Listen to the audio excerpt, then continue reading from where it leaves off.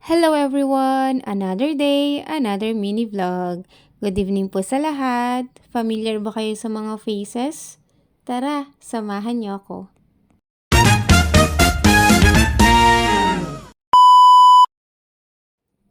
Ngayong araw, napadaan nga tayo dito sa shop ng mga kilalang sikat na vlogger. The Jezzy Chung and Maricoy Shop, located at Dia Town, Tarlac. Pagkakita pa lang namin, parang guess na namin na nandito sila. Paano ba naman, napakadaming tao. At ayun nga, hindi tayo nagkamali, nandito nga sila. Syempre, the vlogger kuno meets the vloggerist.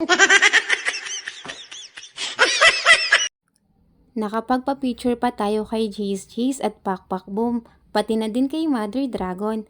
Ang babait nila. Ang daming tao at namimili guys. May bazaar pang kaganapan. Kaya si Maricoy na busy na. Super sale yung mga paninda nila. Kaya kahit wala sila, talaga namang mapapabili yung mga tao. Syempre, tayo, tingin-tingin na lang muna. At hindi lang yun may pa-free pa sila. Sa bawat purchase mo, may free t-shirt ka. O diba? Ang galing. Ayan nga pala yung pangalan ng shop nila. Magkapatid sila dyan, business nila. Ang galing, no? Ang sarap ding tumambay dito. Tignan nyo naman, napaka-greeny. Ang green na paligid ay tunay na kaaya-aya at kaaliwalas sa paningin. Punong-puno ito ng lintiang damo at matatangkad na punong nagbibigay ng lilim at sariwang hangin.